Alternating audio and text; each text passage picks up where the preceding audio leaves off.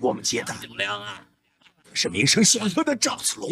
赵子龙，他什么来头啊？我也不知道。赵子龙你没听说过？那你应该听说过谁是赵？河北的第一猛将文丑吧？文丑，当初文丑在盘河之战，公孙瓒能够反败为胜，靠的就是赵子龙。这个常山将军舞着这把百鸟朝凤枪，在战场上左冲右突，勇冠三军，这不厉害？和文丑激战数十回合，打得文丑满头大汗，狼狈不堪，最后把援军也逼得鸣金收兵，落荒而逃。哎呀，若真是赵子龙，麻烦可就大了。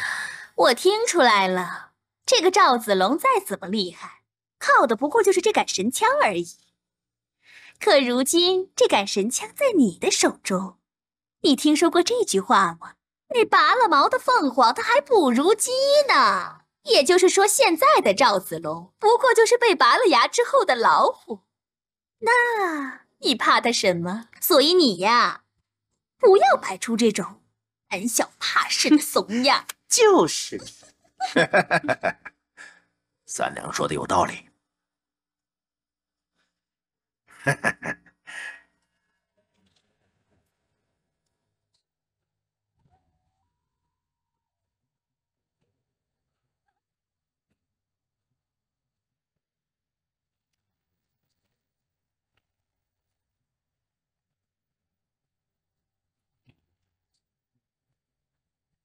哎，叔叔，原来是你啊！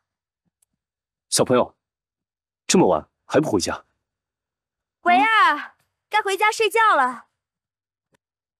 哎，好汉，是你啊！又见面了。你怎么还没离开这儿啊？说来惭愧，我几个同伴在客栈里让人家给劫走了，我正在村子里搜寻他们的下落。唉，你的那些同伴应该是被掳到卧牛山寨去了。卧牛山寨？不错，这些山贼在这一带已经横行霸道多时，家家户户都被他们劫穷了，所以现在只能找你们这些过路客下手了。那他们的贼窝在哪？由此向村东大约10里地，那些山贼极其凶悍，你要是去救人，可千万要小心呐。明白。好了，我们回去吧。娃，除了行侠仗义，还要多读书。别叫我娃，我有名字。你叫什么？听好了，我叫姜维，将来我可是要做大都督的。燕昌，燕昌，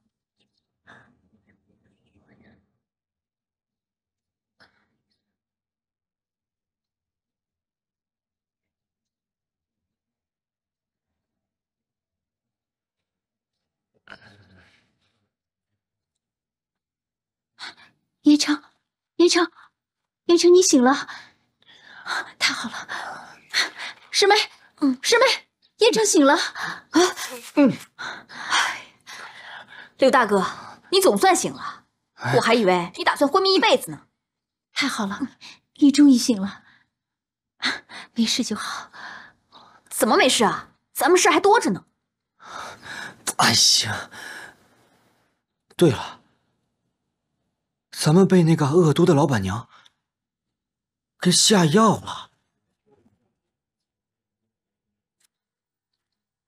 呀，这背后说人家坏话可不太好。再说了，像恶毒这种词儿，根本就不足以形容我。脸蛋儿虽然漂亮，性格还挺横。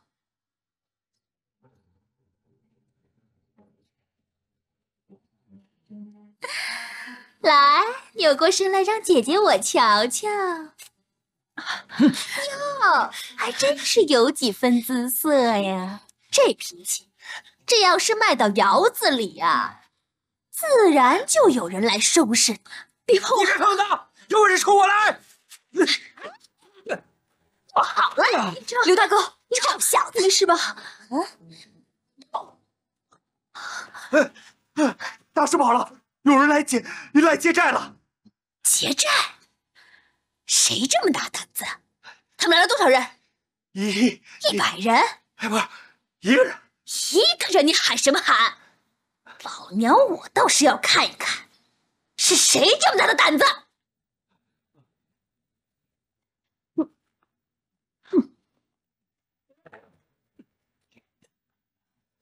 你们说，会不会是子龙啊？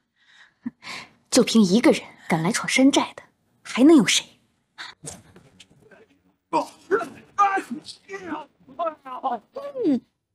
昨儿让你给跑了，没想到今天你却自投罗网。把我的人放了。你们要是肯改过自新，我保证既往不咎。哼，好大的口气！让你瞧瞧我老娘的厉害！嘿！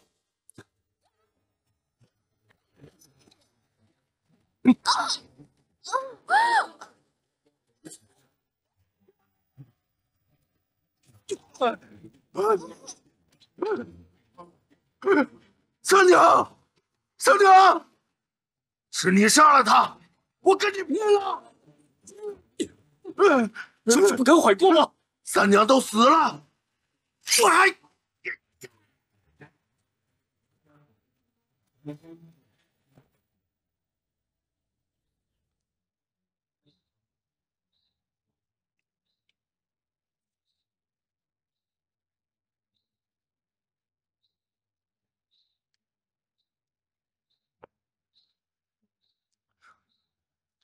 请做我们的首领。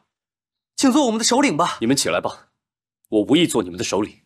大英雄，饶命啊！我也无心夺你们的性命，但是我很想问你们，你们每一个都年轻力壮，有手有脚，却为何不走正道，沦为贼寇，专做欺压百姓的事？我们知道错了，要怪就怪那个裴元绍。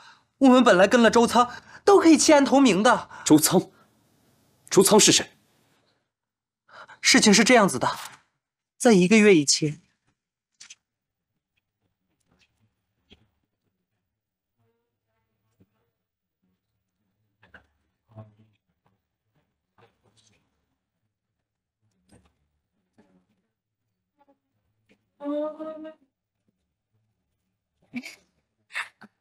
好。上！去上！站住！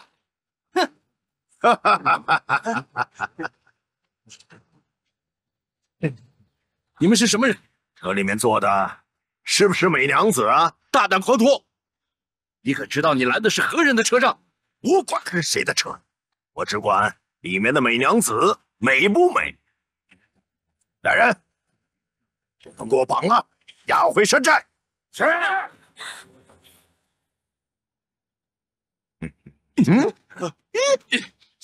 看好了，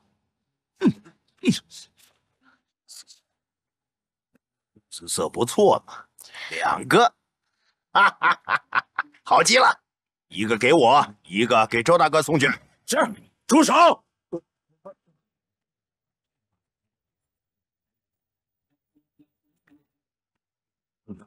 周大哥，怎么回事？我抓了一个为非作歹的恶霸。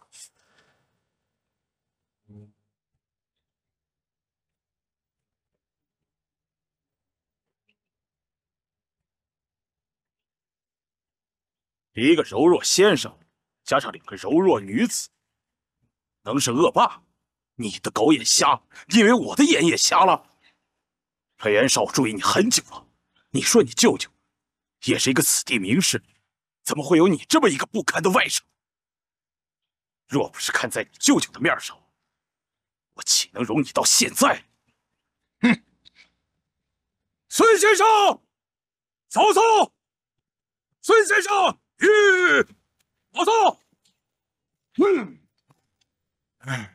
真他娘的窝火！不让抢，不让劫，现在连娘们都不让我耍，我这个山贼当的还有什么意思啊？你们说有意思吗？云长，我们在此恭候多时了。周仓拜见关将军。将军，我仰慕你已久，希望能跟随左右，早晚执鞭坠镫，死亦甘心。请将军务必成全。这位周壮士确实是一个正直良善之辈。将军，我虽在此居山为王，但从未做过一件伤天害理之事，请将军成全。你愿随我，那你手下人马如何安置？兄弟们，我周仓今日有幸拜在了关将军的帐下，众兄弟们，你们可愿意跟我一起啊？我们愿随关将军。我轻车简从寻找兄长，怎带得了这么多人相随？孙先生，你看如何决断？一路上确实需要几个人保护，云长你就稍稍休息，不如让周壮士随行。至于他的手下嘛，就暂时不必跟随了。哦，如此最好。将军，我来。兄弟们，那你们就先回山寨啊！给我好生看着裴元绍这厮，别让他把我的山寨给我毁了。等我们那边安顿好了，再回来接你们。好。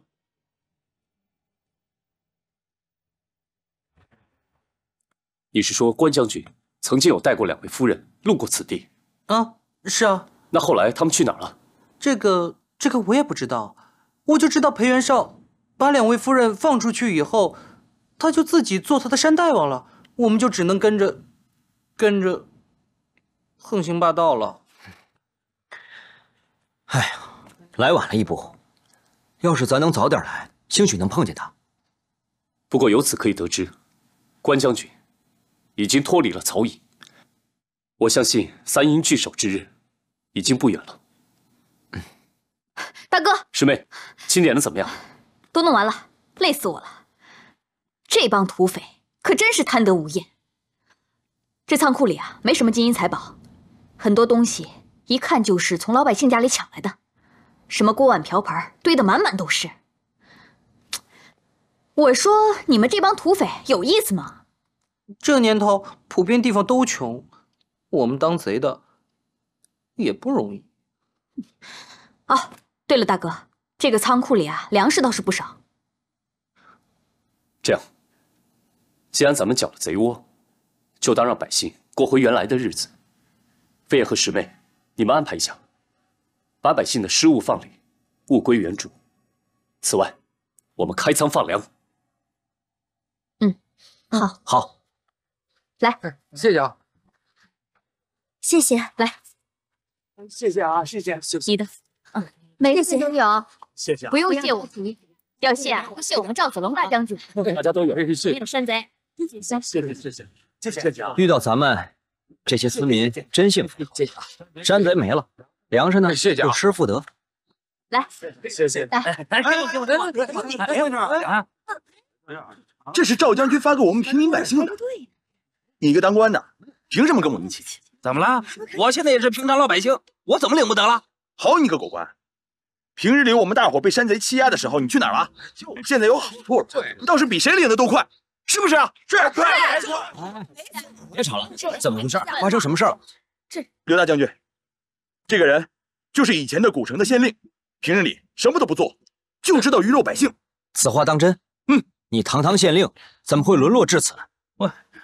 我本来是做县令的，可是就在前段时间，不知道是军阀流寇，还是凭借蛮力将我赶出衙门了，自己啊大摇大摆的充当起了本地的县太爷了。还有这样的事？确实是真的。他现在强征徭役，强收税赋，和我一点关系都没有，都是他自己干的呀。等我停下！哎，吴兵来了。谁允许你们在这儿发粮的？经过官府允许没有？哎，我们这发粮食还需要你们官府批准啊？再说了，我们发放粮食是看老百姓没吃的，做些善事罢了。这位官爷，我们发粮食是给食不果腹的村民，有什么不对吗？没经过官府就是错，错呢我就要没收。哎，你们讲不讲道理啊？这是我们的粮食，你们凭什么拿走啊？太可恶了，简直跟土匪一样。哟呵，嘴还挺利索啊！少给我废话，带走！带我去见识一下这个新来的县令。走。什么人？什么人？做什么的？麻烦两位通报一下，我和乡亲们来找县令大人请愿来了。等着。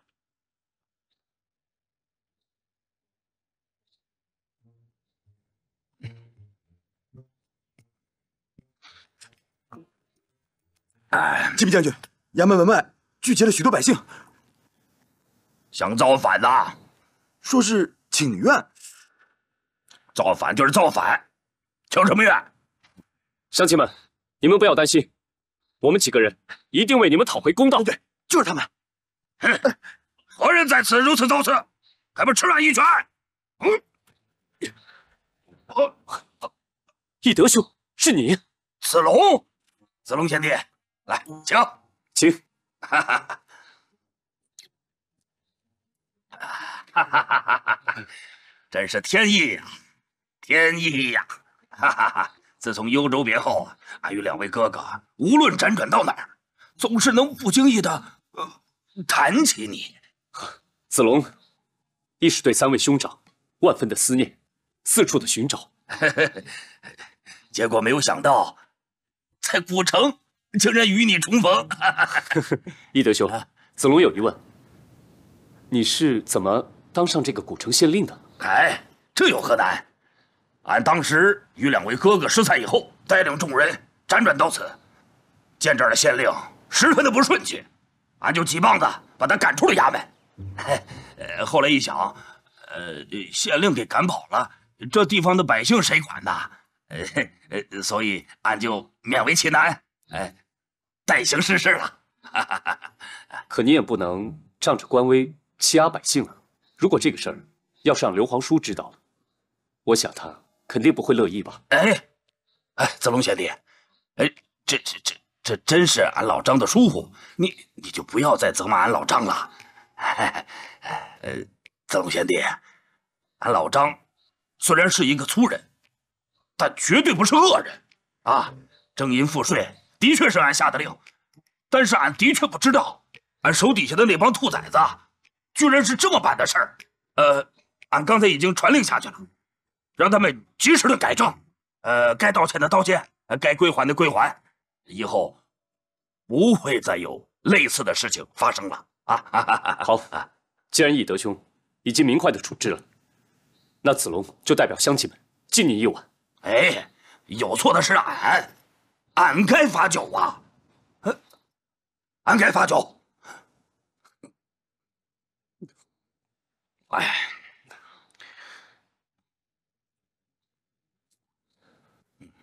对了，义德兄也在这个古城里待了一段时日了，是不是知道那关二哥护送两位嫂嫂路过此地的事？你可否知道？知道啊，你两位嫂嫂正在无衙内侍奉着。那关二哥他人呢？子龙贤弟，说来我怕你笑话，当时俺出城迎接二哥与二位嫂嫂，俺老张这脾气一上来，还差点引起了冲突。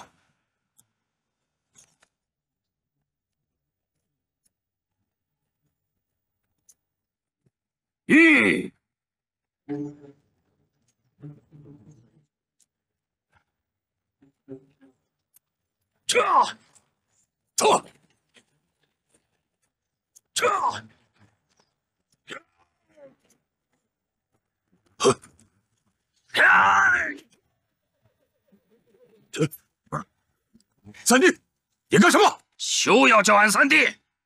背叛了大哥，投降了曹操，今天还有脸来见俺？三弟，你听我说，自徐州失散后，我不知大哥和你的下落，为了保全两位嫂嫂，才暂时投降了曹操。直到接到大哥的信，就马上赶来与大家相见。三弟不信，可问两位嫂嫂。二叔说的句句属实，一路之上，二叔确实杀了不少曹操的将领啊。嫂嫂，休要听他的花言巧辩，忠臣不是二主，他定是曹操派来，抓俺回去请功的。我要是来抓你，就要带兵马来。如今我身边只有2名随从，如何抓你？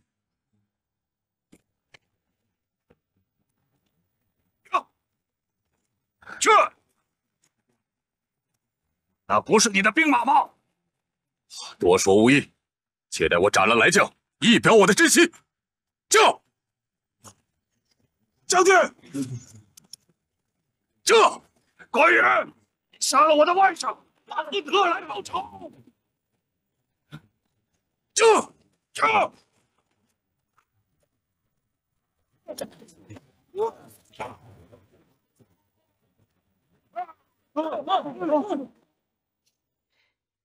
三叔确实误会了。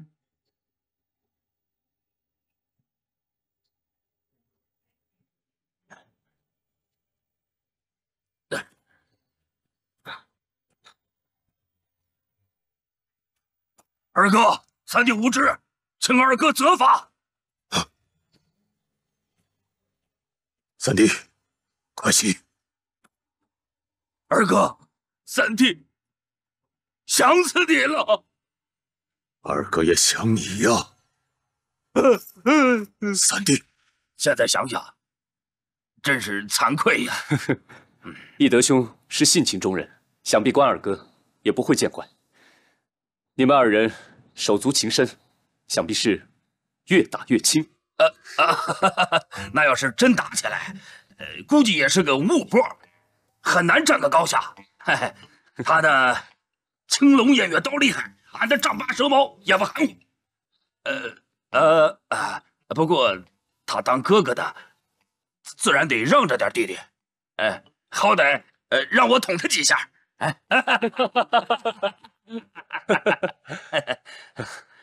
对了，义德兄，关二哥他人在何处啊？关二哥留下2位嫂嫂与俺照应，他便与孙乾孙先生一同前往汝南接应大哥去了。这么说来，皇叔联络上了。大哥在袁绍处，毕竟不是长久之计。如今俺与二哥重逢了，自然要把大哥迎回来，一家人团聚啊！这么说来，我很快就能见到皇叔了啊！那当然了，那是。将军，将军，慌什么？没看见我正在待客人吗？将军，是好消息，关将军接了主公，现在已经在衙门外了。此话当真？当真。子龙贤弟，你来得早，不如来得巧啊！你我一同去迎接大哥。好，请子龙贤弟。大哥，大哥，三弟，终于把你盼来了。三弟，果然是你，三弟，太好了！你我3个兄弟飘零四方，经历风霜雨雪，今日能够重逢，实属万幸，真是得感谢上苍啊！三弟，来，大哥，你仔细看，你可认得此人否？莫不是子龙兄弟？子龙拜见皇叔。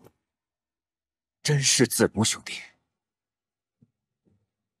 果然是你，赵子龙。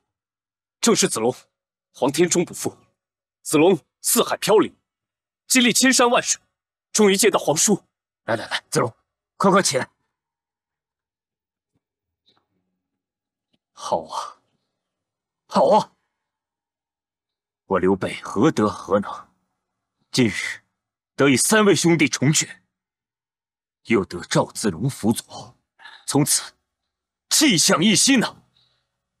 多谢上苍佑护，厚安。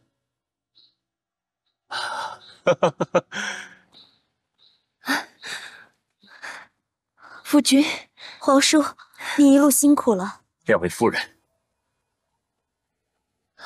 我刘备无能，让2位夫人受苦了。君臣聚义，阖家团圆，真是美哉呀！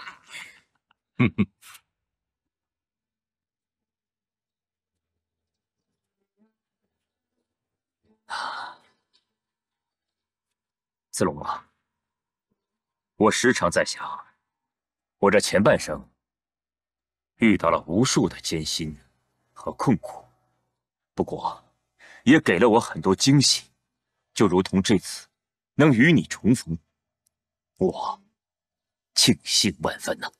子龙一心想跟随皇叔左右，为心腹汉室尽匹夫之责，如今总算如愿以偿了。你可知啊，我在幽州与你一见如故，我时常在想，如果当时我和云长、翼德早点认识你的话，那就不是桃园3结义了，那就是4结金兰的好兄弟。走，不如从今以后，我们兄弟相称。子龙惶恐，子龙既已投靠，您就是我的主公，君臣之礼，万万不可逾越。不，我们是好兄弟，要相亲相爱，哪惧这些礼数之约呢？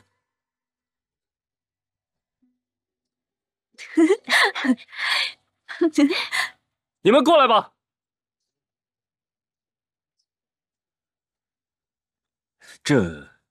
他们是？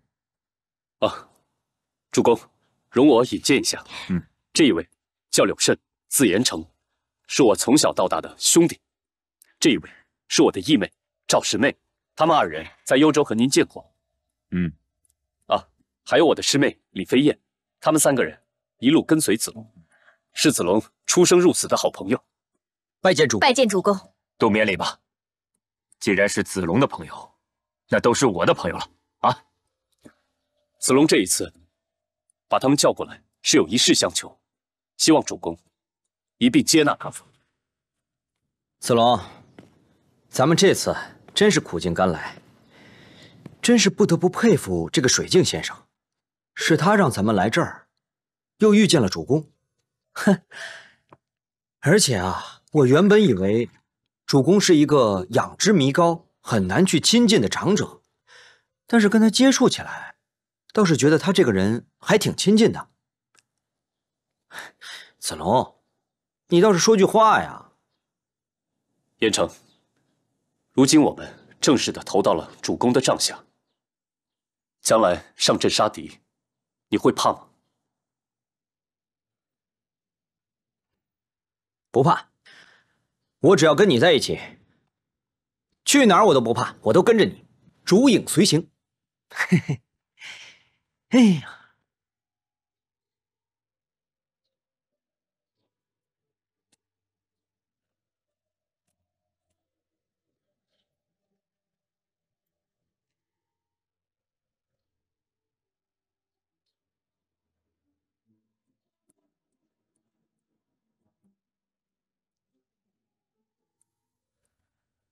子龙，只要你穿上这件战袍，就好比我常伴在你左右。我希望这不只是件战袍，答应我，无论经历多少战役，你一定要平安归来。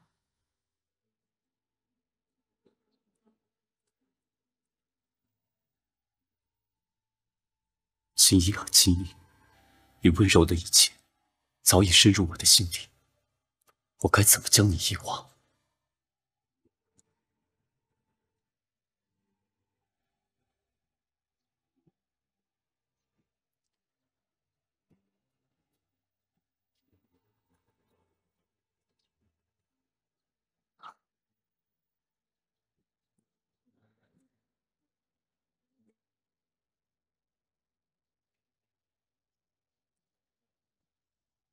青衣，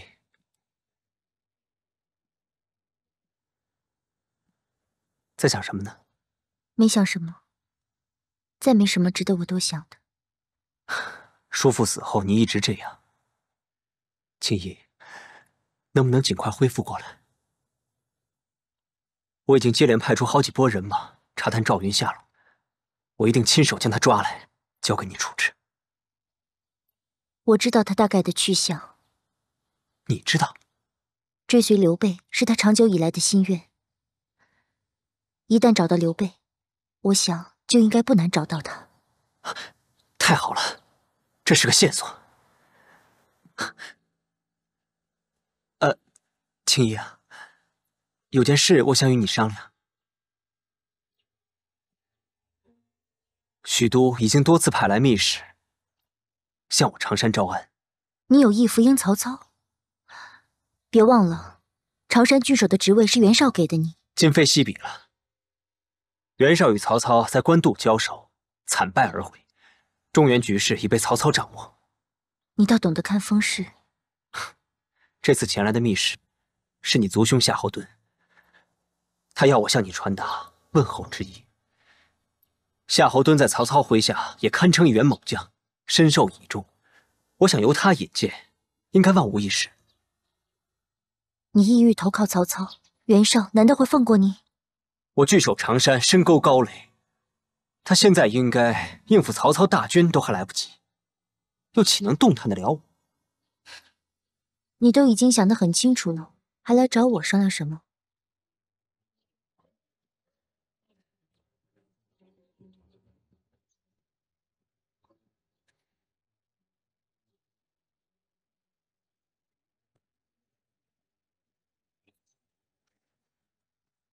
啊，双儿，双儿啊！哦，小姐，你怎么坐这儿啊？是小姐你让我在这儿盯着马少主的呀？哦，怎么马少主你什么时候出的门？我怎么不知道？你个笨丫头，我跟他好几条街了。真是什么样的主子领什么样的丫鬟。跟上，好。少主都准备好了。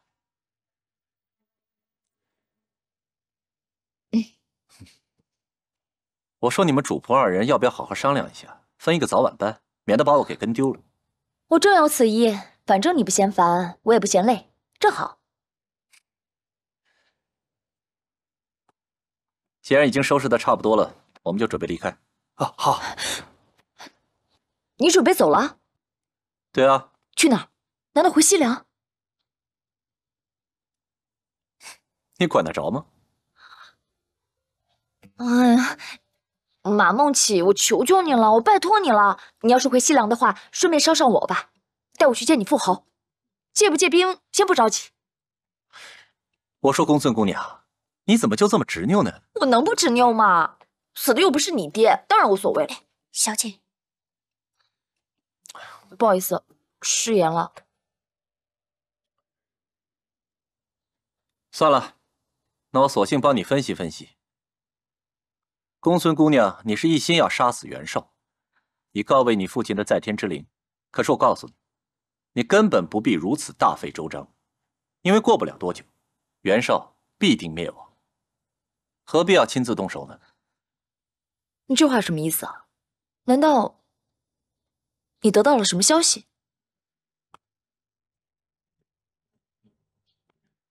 哎，这袁本初自从上次在官渡一役败北，可谓是损兵折将，元气大伤，却又不知收敛，仍旧集结冀、幽、青并4州的兵马，欲与曹操与仓亭决一死战。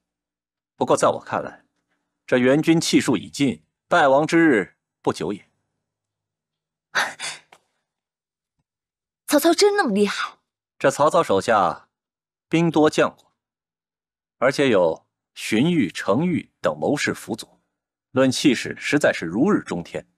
他一方面能够进攻袁绍，一方面还能抵御来自刘备的突袭许都，可谓是用兵自如，游刃有余。再说一下刘备，这刘备与汝南挥军北上，在壤山和曹军短兵相接，那刘备战得艰辛，几次受困，幸亏他近日得了一员猛将，名叫赵云。赵云？是啊，那赵云武力不在关张之下，幸亏由他牵制住了曹将许褚，才使得刘备得以安然脱困。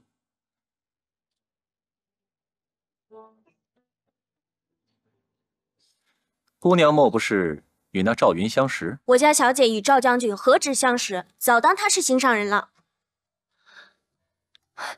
那后来呢？结果怎么样？后来，刘备眼看汝南遭到攻陷，此刻正撤往荆州。也就是说，赵子龙现在还在荆州，是吗？应该是吧。太好了，我终于得到赵子龙的消息了。没想到，他投入刘备的麾下，当上了将军。他一定能帮我杀了袁绍。双儿，我们走，赶快收拾一下。好。哎，宝月。公孙姑娘，你这是？恭喜你解脱了，我有了新的计划，不会再跟着你了。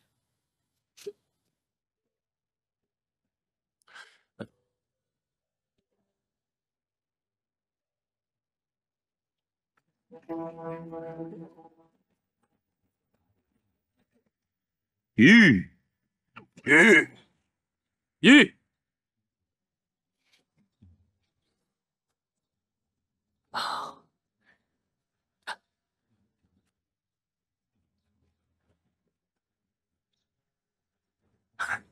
贤弟，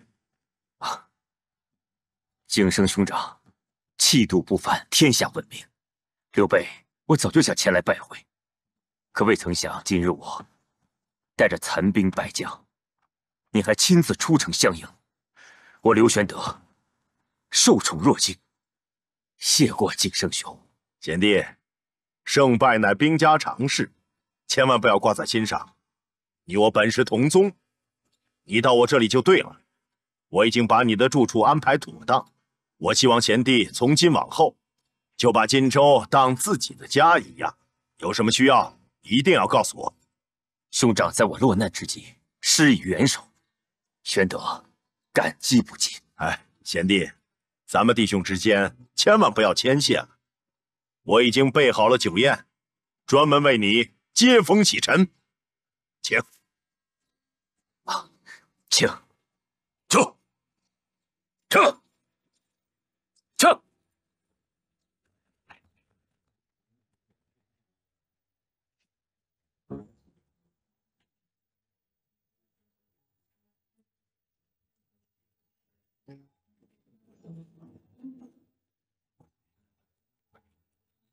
高将军，自从曹操打败袁绍以后，实力已然壮大。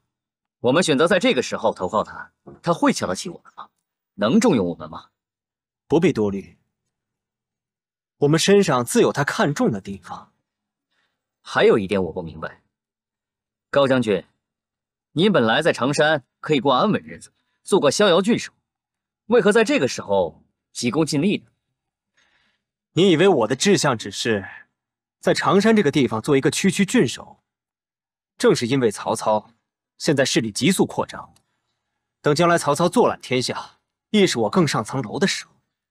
高将军果然深谋远虑，下官佩服。夏侯将军，夏侯将军，两位，丞相已经答应接见你们了，请过来。有劳将军了。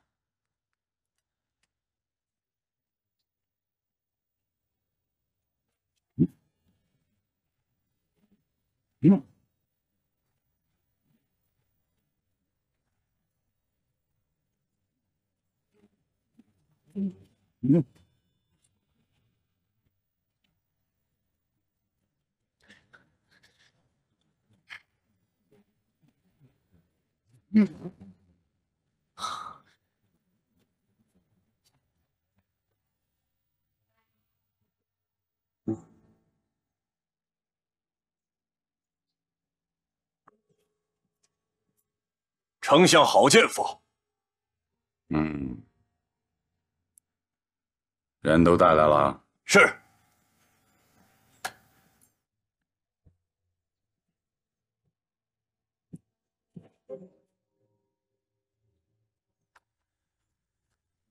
常山郡守高泽参见丞相。副将耿纯参见丞相。免礼。谢丞相。谢丞相。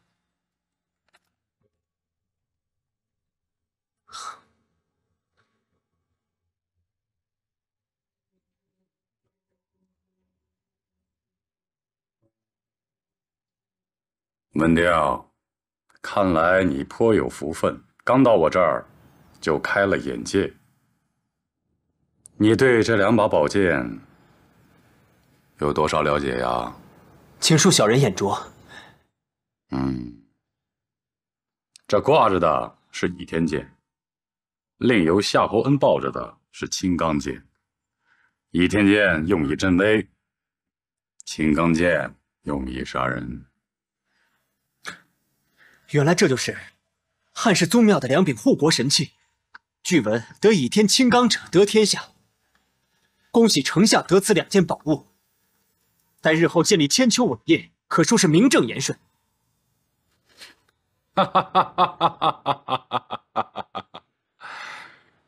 看来你对这2把宝剑还真是了解不少啊。不敢。高泽当年辅佐董卓，曾听闻一些。当年你潜伏在董贼的身边，献出泗水关迎诸侯入关，那时候我就知道你不是一般的人，年纪轻轻能看清局势，更加能文能武，还懂得用兵之道。只可惜后来去了夏侯杰的帐下，未免太屈才了。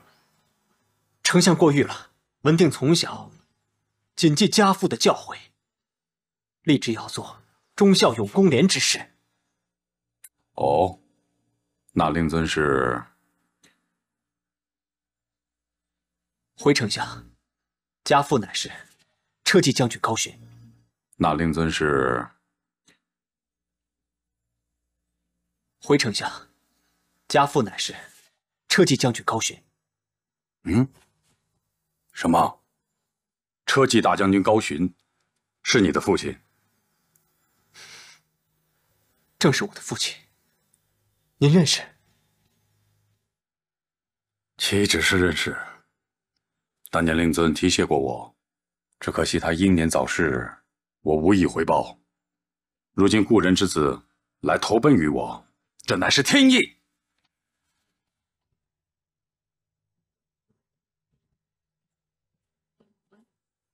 文定，以后你就在老夫的帐下行事，老夫绝对不会亏待于你。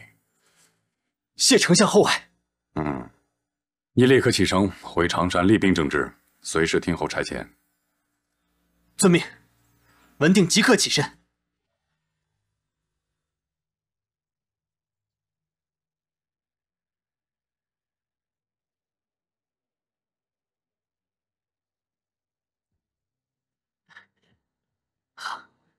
恭喜高大人得到丞相的重用，在下跟着高大人也沾了不少光啊，将来也少不了大人对在下的提携。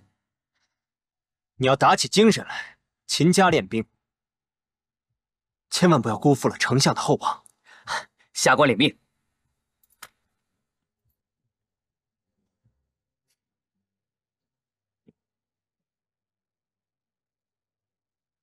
青衣，去见曹丞相了。一切顺利。丞相与我相谈甚欢，说日后会重用我。你终于如愿以偿了，恭喜你。今后，你不免要跟着曹军四处征战吧？我已命耿纯勤加练兵，随时准备为丞相建立军功。高泽，我想随军。你想随军？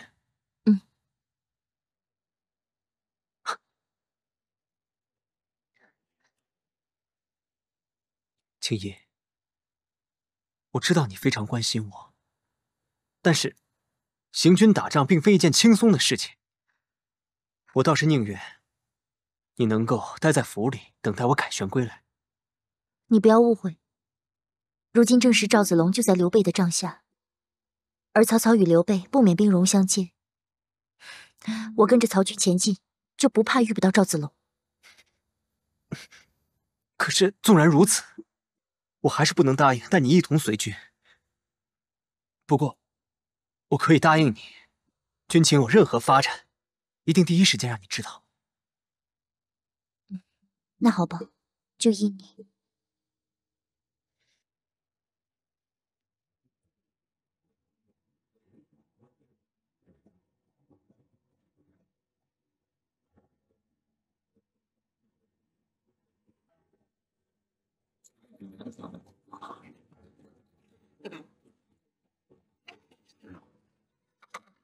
大哥，大哥，这诸葛亮只不过是一个乡巴佬，犯得着你亲自来请吗？俺把他抓来见见。哎，三弟，我们3个人亲自来请，人家也不一定肯出山，毕竟人家是高人。我们现在除了新城之外，也只剩下新城了。这种鬼天气，真是冻死个人。哎呀，帕冷啊，帕冷，你现在回去钻进热被窝多好啊，还来得及。大哥自己去。大哥，大哥，我们兄弟随你出生入死，云长只是担心大哥白费心思。啊，是啊，大哥，俺也是担心你白费心思啊。苍天不负有心人，越是这样，越能体现出我们的真心实意来。今日已经是第3回了，哪怕是30回、300回，我们都得请。走，诸葛亮，你给我出来！诸葛亮，3弟，请问诸葛先生在家吗？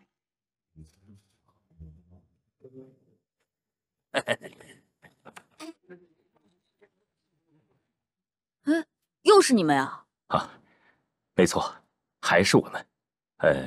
请问诸葛先生在家吗？在，不过他正在午睡。哦，我这就去叫醒他。啊，哎，等等。哦，不忙着叫，既然诸葛先生在午睡，那就让他多睡一会儿。反正我们也不着急，等他睡醒了再叫他也不迟。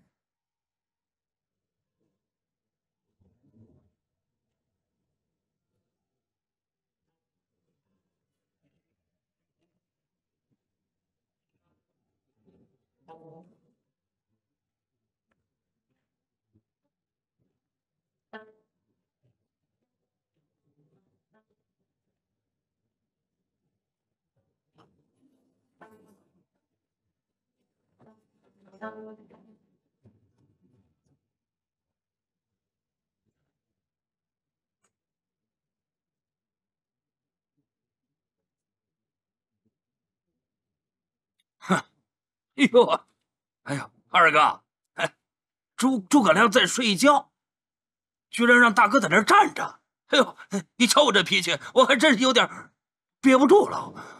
这诸葛亮如此傲慢，着实有些狂妄。是很傲慢。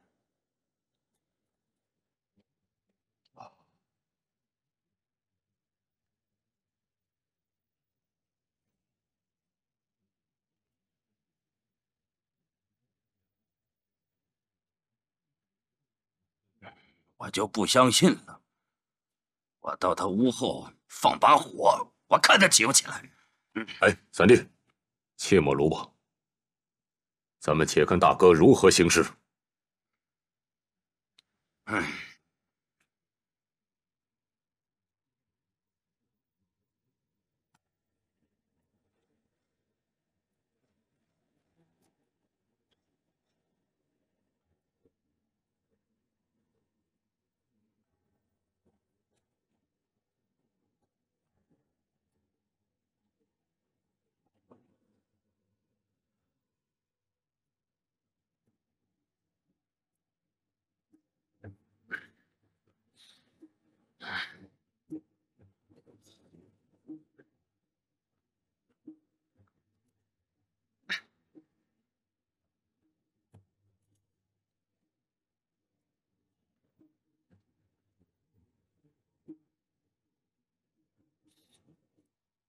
大梦谁先觉？平生我自知。草堂春睡足，窗外日迟迟。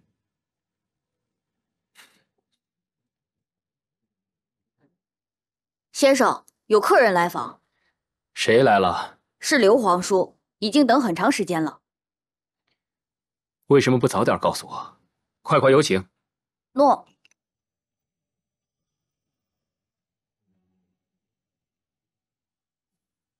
先生，里边请。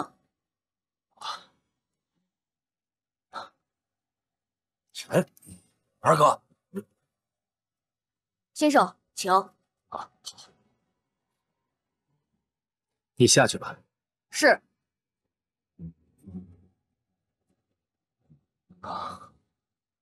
汉时末周，卓郡渔夫，在下刘备刘玄德，久闻先生之大名，是如雷贯耳。浪得虚名，愧不敢当。草堂陋室照顾不周，请坐。先生请。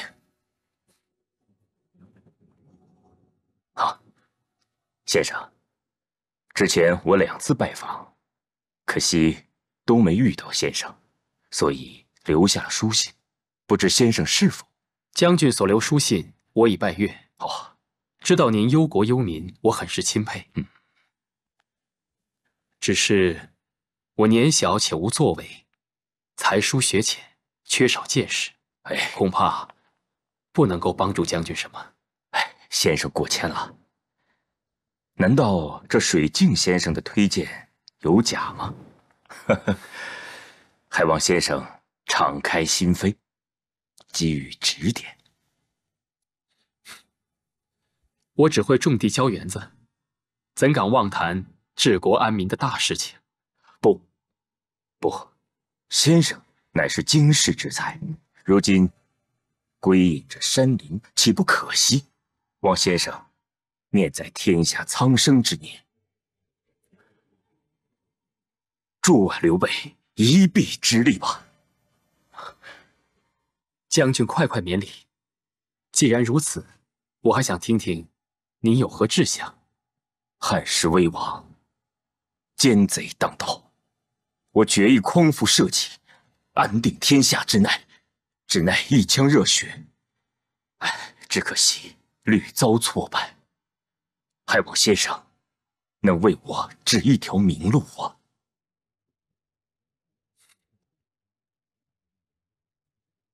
自董卓乱政以来，天下豪杰并起。原本曹操的实力是远不及袁绍的，最终却能将之打败，靠的不是天时，而是谋略。现在曹操坐拥100万之众，挟天子以令诸侯，恐怕很难与之争锋。那先生，如若我向南进去呢？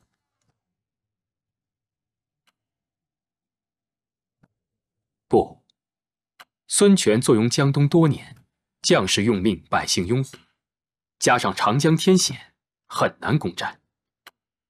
将军应该与他交好，而不是成为敌人。这么说来，已无我容身之地啊！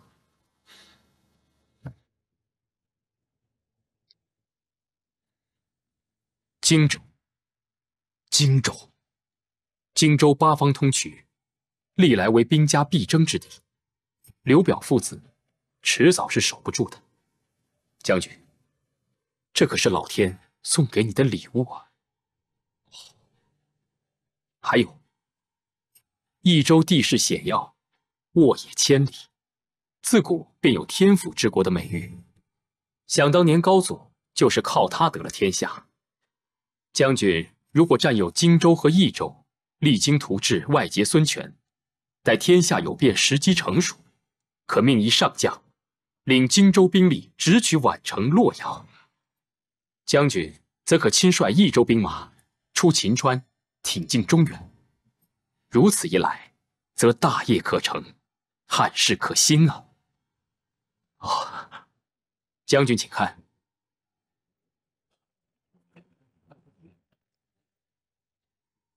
这是西川54州的地图。现在北面曹操已经占了天时，南面孙权又占据了地利。将军若要成就霸业，就要取得人和。人和？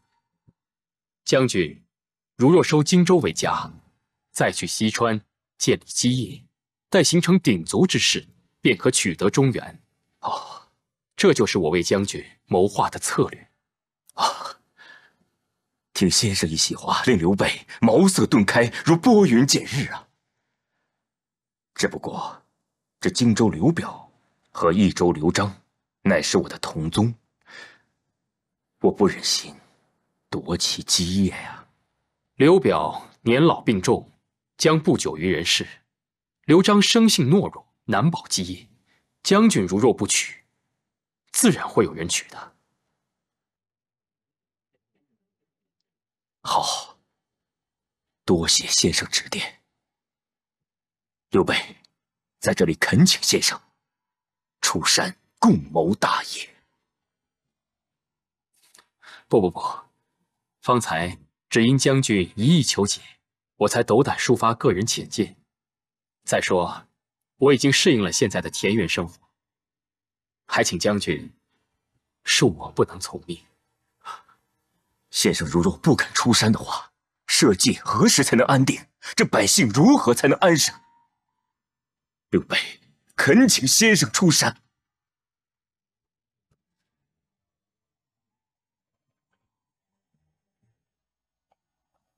先生，你未出茅庐，便知三分天下，雄韬伟略，天下第一。刘备，请先生。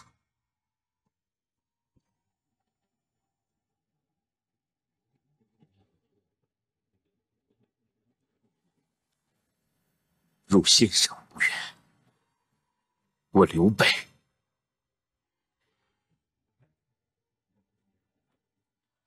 夺刘备，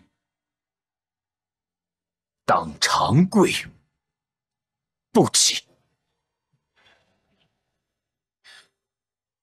将军快请起。不，先生。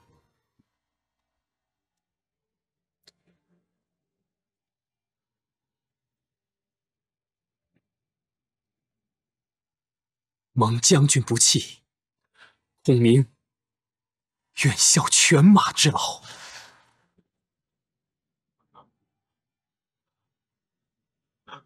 先生，多谢先生，多谢先生。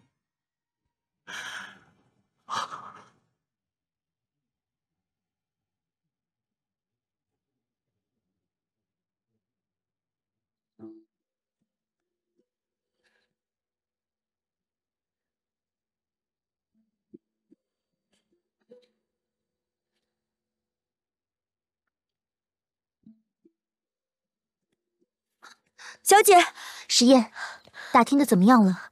您猜的没错，耿将军和高大人已经率领兵马出城，去与曹军会师了。是要攻打刘备了吗？会在哪里交战？您不会是想要到战场上去吧？让你说你怎么不说？我不清楚。石燕，你现在在干什么？你一定知道的。从小到大，我们两个一直在一起，每次你要撒谎就知无不清。你快告诉我，他们朝哪儿去了？我可以告诉你，但是你一定要答应我，千万不能去战场上，那太危险了。让你说你就说，啰嗦什么？听说刘备驻军在荆州的新野城。小姐，不能去！放手！我求你了，不能去！放手！小姐，小姐，门口有位算命先生求见，说是和你约好的。胡说什么？我什么时候约了算命先生？让他走。昔日谷底刻藤枪，今朝军前赠战甲。恩怨交相千头绪，情仇恰似雾中花。慢着，你是什么人？啊，在下姓庞名统，字世元，是特地为小姐来解开迷局的。你先退下吧。诺。庞先生方才所言的那首诗，明显是在影射我与赵子龙。请问，你和赵子龙是什么关系？只是朋友。是他派你来的？不，在下不请自来，爱管闲事啊。子龙将军自离开府邸之后，就来到了我那西凤庐做客。我与子龙将军虽然相识并没有很长时间，但是彼此相交甚厚，无话不谈。赵将军也跟我说了很多关于你们2个人之间的事情。小姐，赵子龙对你那可算是情深意重啊。赵子龙，他若情深，为何一去不回，也未曾留下只字片语？他若重义，又为何置我父亲于死地？啊，对，令尊之死，我跟小姐一样也是听说。你说听说？哎，莫非小姐是亲眼目睹了赵子龙害死令尊，而非听说吗？这正如昔日赵子龙在府上被人陷害，是公孙瓒派来的奸细一样。当时小姐在听说之余，难道还亲身去证明了吗？所以小姐，话虽这么说，但真相却只有一个。小姐可能暂时不知道真相，但要揪出这个说谎之人，便是很容易的事情。什么意思？我的意思是，就在这府邸之中啊。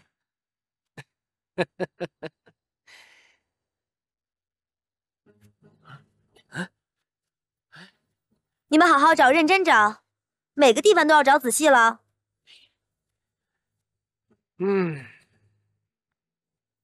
你们也认真点儿，好好找，认真点儿。我这没有啊啊！哎，找到了吗？找到了吗？小姐，你看，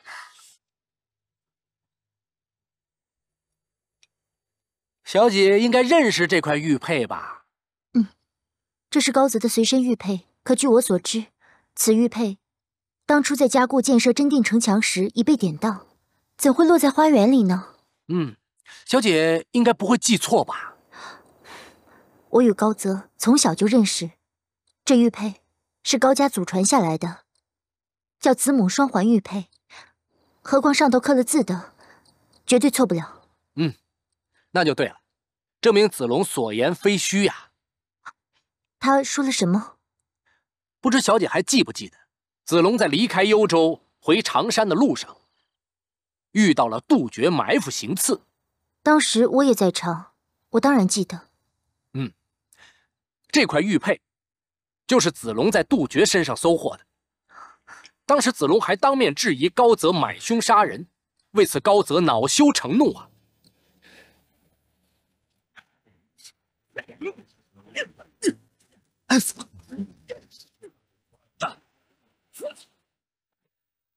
所以小姐，正所谓画龙画骨难画虎，知人知面不知心呐。如果真是这样，子龙当时为何不告诉我呢？玉佩之事发生后不久，子龙便被人误认为奸细，令尊大人下令捉拿子龙，子龙被迫无奈，突出重围，离开了侯府。试问小姐，子龙有时机跟你说出全部的事实真相吗？